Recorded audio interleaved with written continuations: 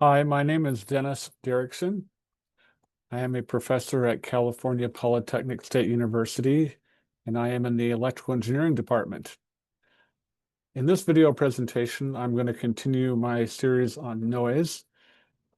First, I'll talk about a transistor level noise measurement, in this case, a bipolar junction transistor. And that transistor will have shot noise, thermal noise, and a new one we haven't talked about before, which is a 1 over F noise. I'll build a little transistor circuit that will demonstrate generation of shot noise, thermal noise, and 1 over F noise. And we'll measure it with this Keysight SSA-X baseband input and show the results and summarize. Okay, so in this presentation, we're going to look at noise processes that are generated inside this particular transistor called a bipolar junction transistor. And here is a symbol for a BJT transistor. It has 3 terminals: a base terminal, emitter terminal, and a collector terminal. And we have currents typically flowing into the base, into the collector, and out of the emitter. So to understand the noise mechanisms in this transistor, we really have to go back to a band diagram description of this transistor. And we're biasing this transistor in its typical configuration when it's used as an amplifier.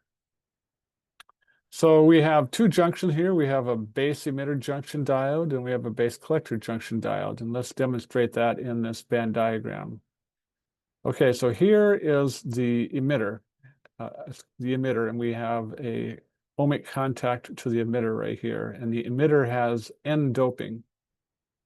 And so in N doping, we have lots of electrons right here. We then have the middle connection, which is the base, which is typically a very narrow semiconductor region. And the base here is going to be p-doped. And so it's p-doped, so there's lots of holes in the base right here, but not too many electrons that are native. And then we have the N collector with lots of electrons, not too many holes. Okay, let's look at what this transistor does. So we're going to hook it to external power supplies, and the emitter, we're going to inject electrons into the emitter right here. And so we've got this big collection of electrons, and these electrons right here are at high concentration, whereas in the base, there are not many native electrons. So there's a concentration gradient across this junction diode right here. And so the electrons will want to diffuse into the base. Now, the base is really short right here.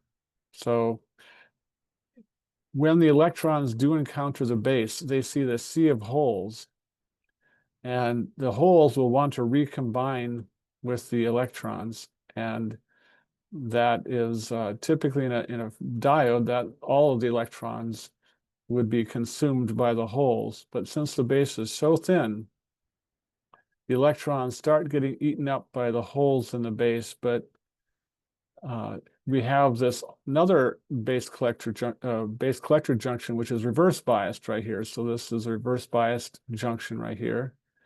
And so the difference between that level and this level, the Fermi levels, is the applied negative bias on this base collector junction, resulting in a very large E field. And so if the electrons can successfully diffuse all the way over to here, then they're caught by this big electric field and creates a drift current that accelerates them down to the collector. So the emitter emits electrons.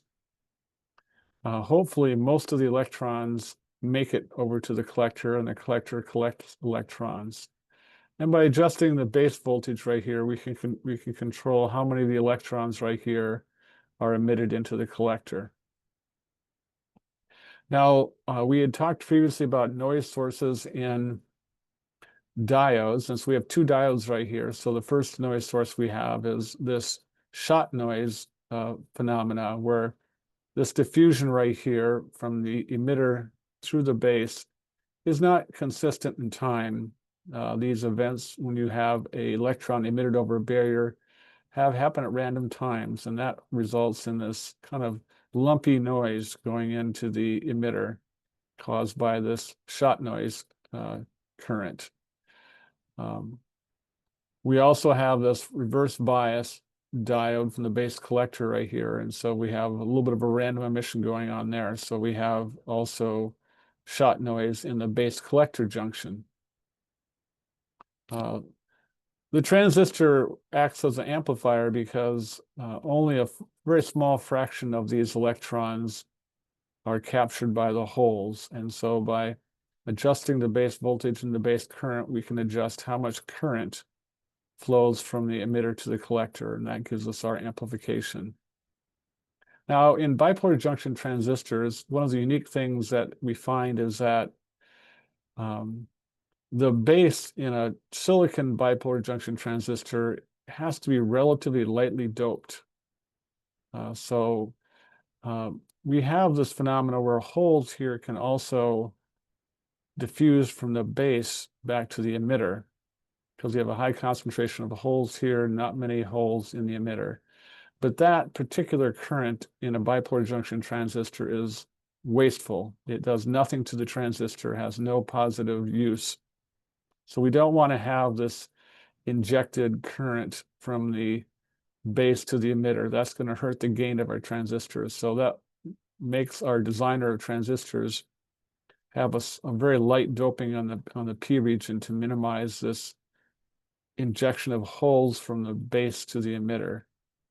But a consequence of that is that typically in silicon bipolar junction transistors, we have a high ohmic base resistance. And that is going to be a source of thermal noise that will oftentimes be a dominant source of noise in these transistors.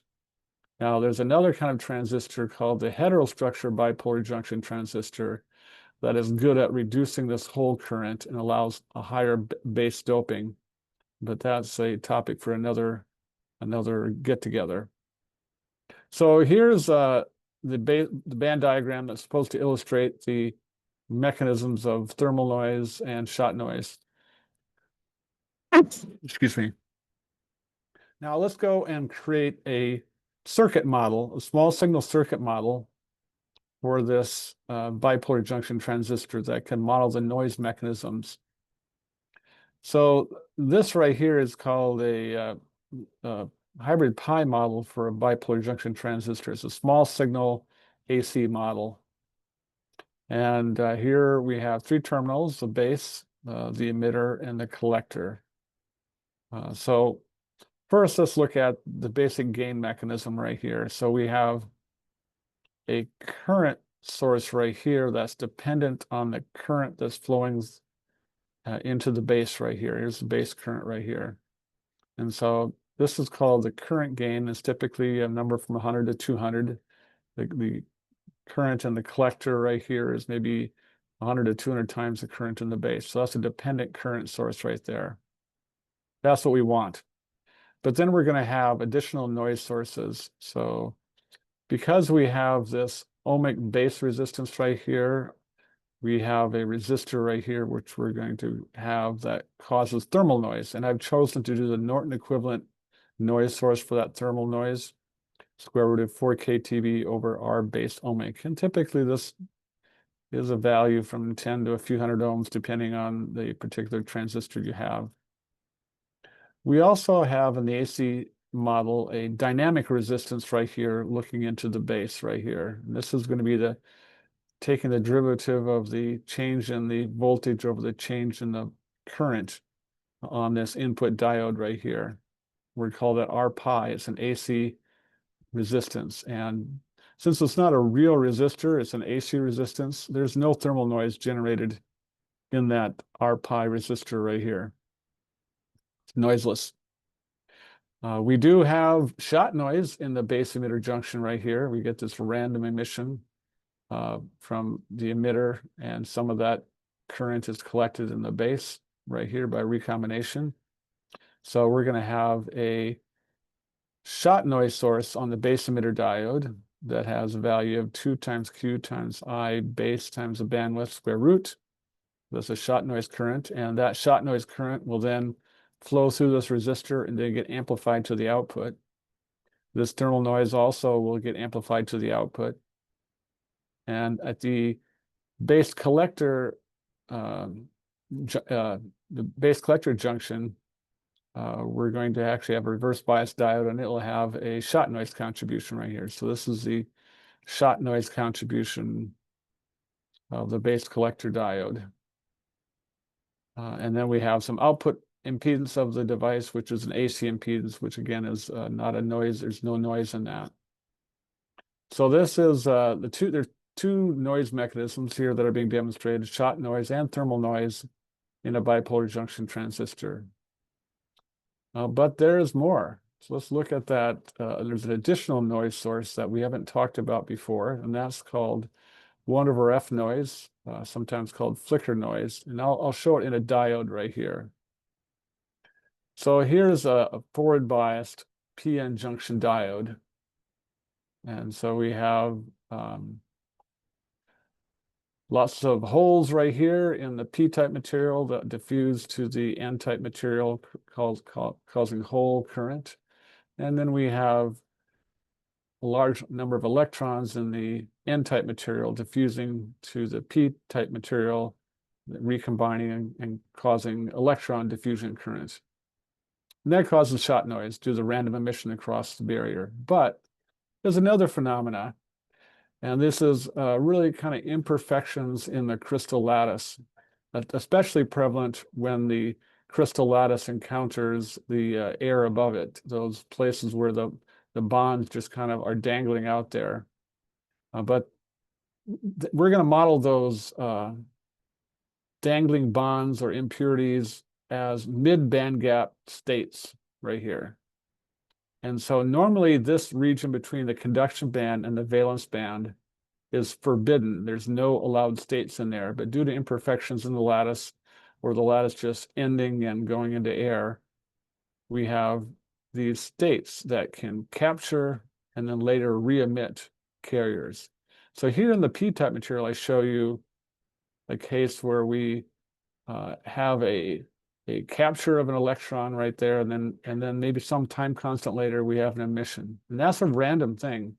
The capture time, the emission time, it happens really unpredictable times. And so it kind of jiggles the population of the holes right here up and down randomly, and that's a noise mechanism. These mid-band gap states right here tend to be very slow, though. You know, they may have emission capture and emission times of milliseconds or tens of milliseconds or seconds. And so the noise associated with this capture emission process is relatively low in frequency and doesn't happen at the gigahertz region, doesn't happen at the megahertz region. Typically in the kilohertz and below region, you'll find this phenomena. So it's noise that is peaked up at low frequencies, and that has many implications in circuit design.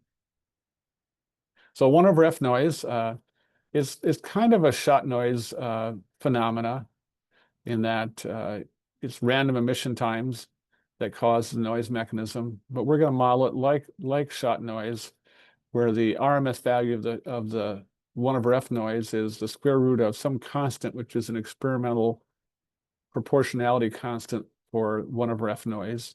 And it has this frequency dependence. It's not white noise like shot noise and thermal noise. It's frequency dependent noise with a 1/f frequency response. The more current you have flowing, the more 1/f noise you'll have. And then the bandwidth of observation is always important.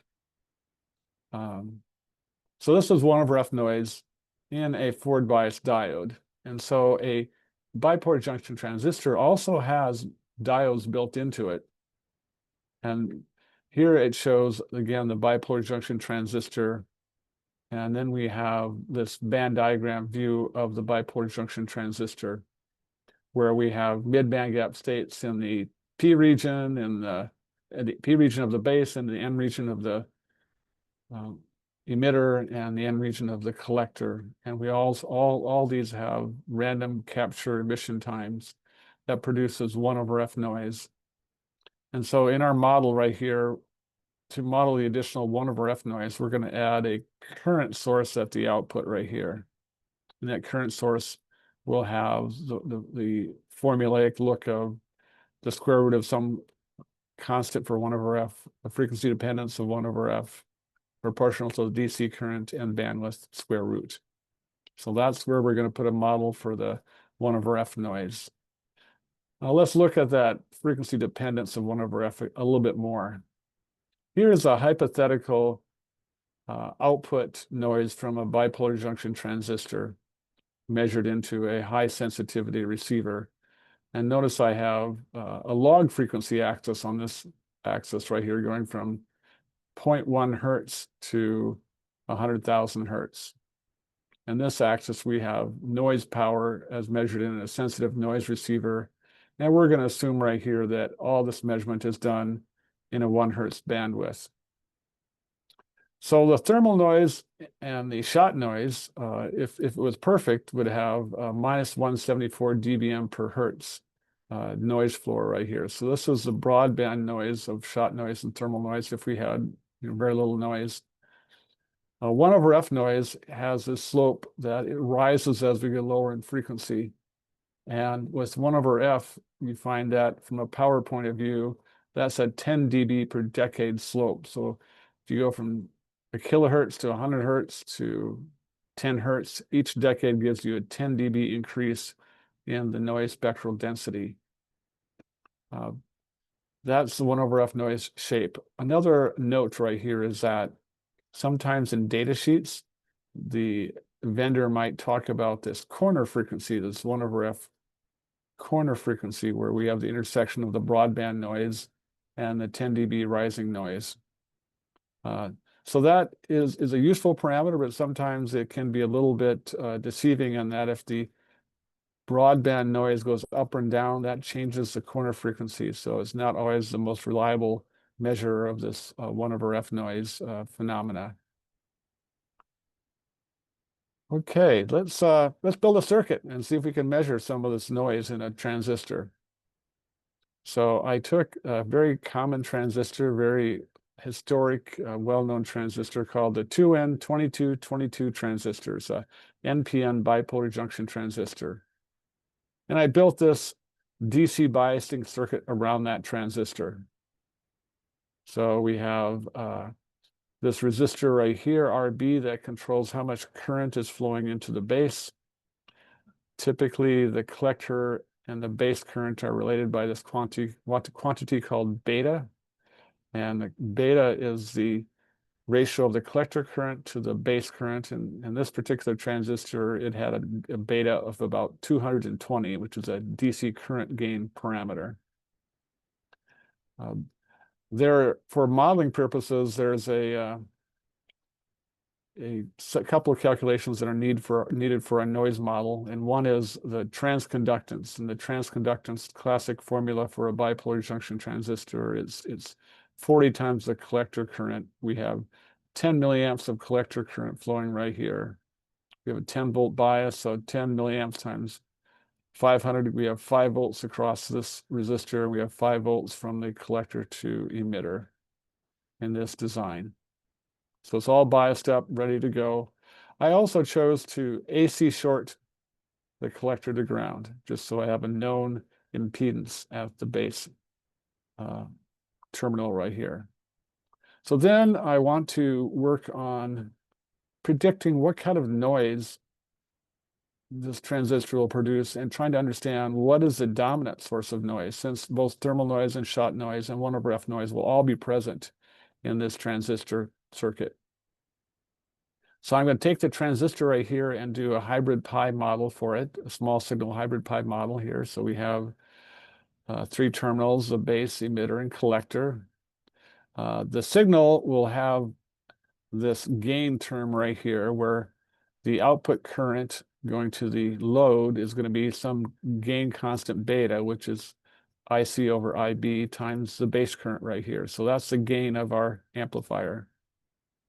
I also show that this transistor has a lightly doped P region in the base, and so that results in some ohmic resistance right here. And I chose arbitrarily that I assigned that 100 ohms of ohmic base resistance. And if I do the Norton equivalent thermal noise model for that and do this in a 1 hertz bandwidth, I get 12 picoamps of current. noise current, thermal noise current in that 100 ohm resistor. Then we have the base emitter junction right here. And the base emitter junction is a diode, a forward bias diode, and it has shot noise. So if I look at my 50 microamps of DC current and plug that into the shot noise formula, square root of 2 times Q times 50 microamps times 1 hertz, I get 4 picoamps of shot noise current associated with the base emitter forward bias junction diode.